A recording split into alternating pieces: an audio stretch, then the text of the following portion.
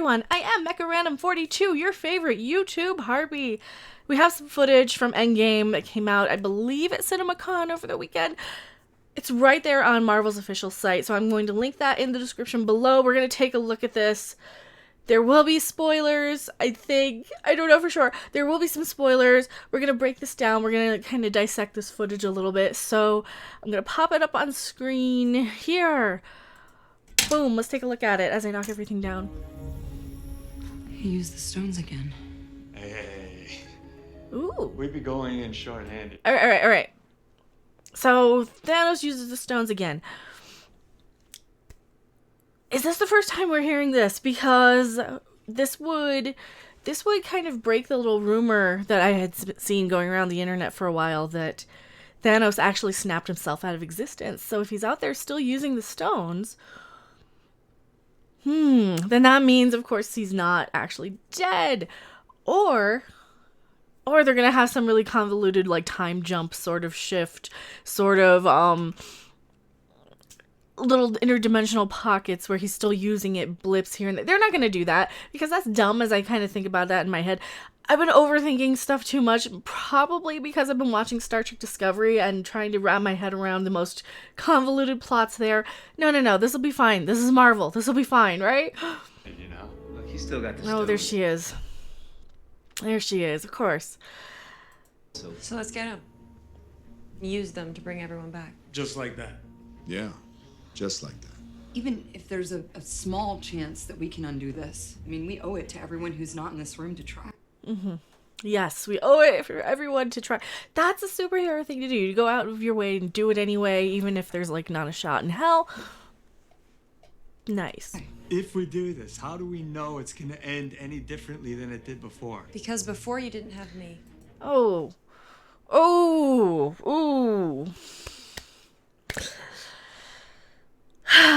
Before you didn't have me.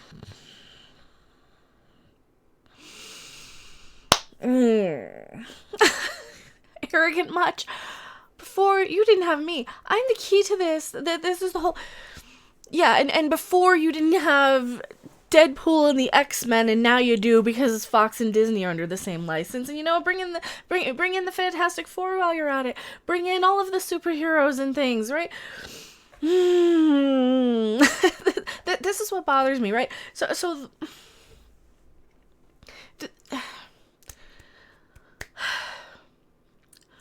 bringing her in at the last minute like this, and we were just talking about this on the Minute's Edge After Dark podcast. Bringing her in last minute really feels like, you know, you're bringing in a character on the next to the last chapter of a book. It feels weird. You know, we've spent a decade with these characters. There's a lot of people who are growing up with this franchise. I see 10, 12, 13-year-old kids in the theater when I go see these movies. This is their Star Wars. You kind of owe it to them to not do that, to not kind of bait and switch them, right? You know, you've grown up for years with all these characters, sprinkling them in throughout time, but to bring somebody in after Endgame feels so, or after Infinity War rather, feels just so last minute, feels so insulting in a lot of ways. And now they're kind of setting it up. Here's my thought here. We know now that, like, from what the Russo brothers have said, who direct this film, that all of the footage that we've seen in these trailers and breakdowns is all in the first 30 minutes of the movie. This means that she's going to come in so self-important in the first 30 minutes of the movie. I don't know. I think that's kind of insulting to a lot of people who have, like, invested, like, they have more time with Iron Man than a lot of people have been together, like, in relationships. And we've had that kind of investment, like, a decade with these characters, more than a decade. Hey, new girl. Everybody in this room is about that superhero life. And if you don't mind my asking, where the hell have you been all this time? Nice. There are a lot of other planets in the universe. And unfortunately, they didn't have you guys. Brie. This is such a backhanded compliment. That's such, like, a bitchy girl thing that says... It's... Okay, you could take this line two ways.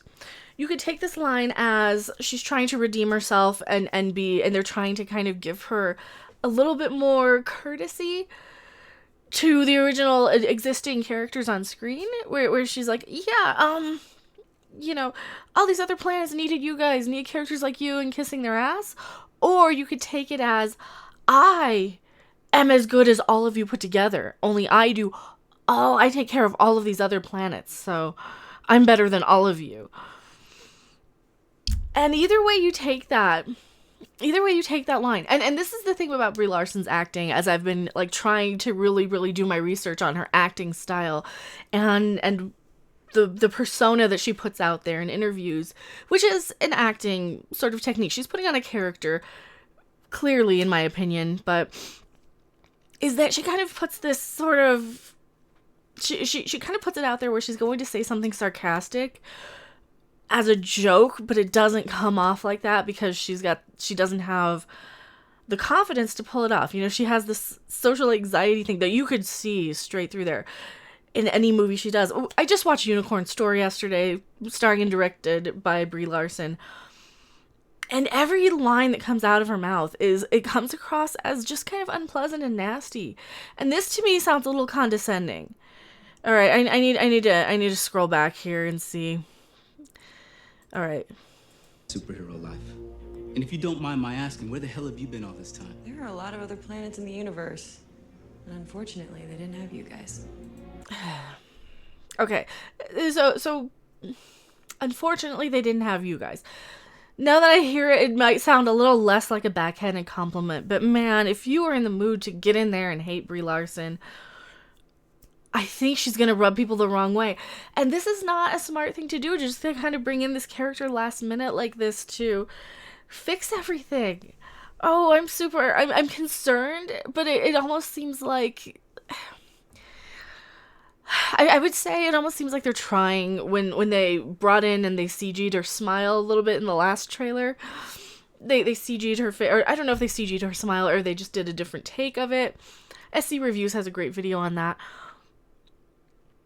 It almost seems like they're really, really trying to use what they have to kind of reassure the audience who are really, really skeptical. Not that they need to. They don't need to do this. This movie's already broken records before it's even released.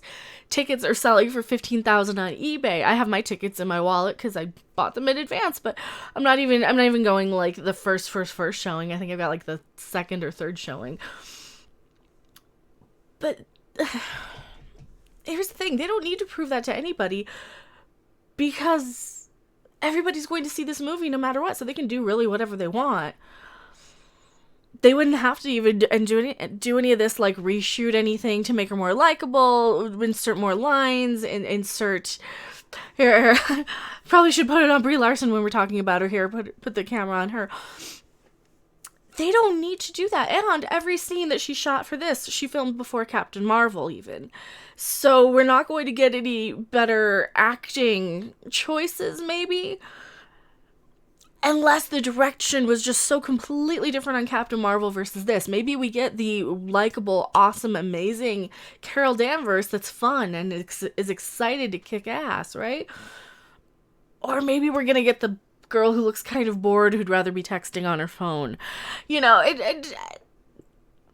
that is what I'm really, really concerned for, because if this was all filmed, and this is what I've been hearing, this was all filmed before Captain Marvel was filmed. All of her scenes in Endgame were filmed before Captain Marvel, so what are we gonna get with this? I'm like super worried.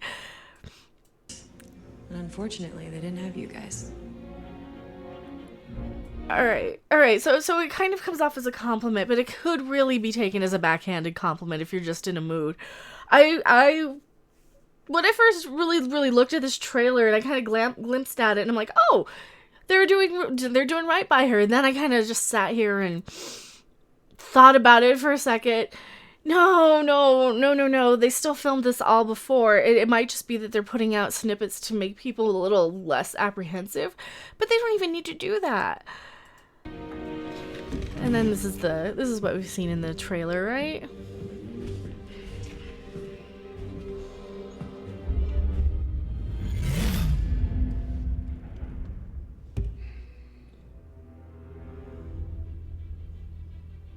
I like this one. Yeah, that's the smirk.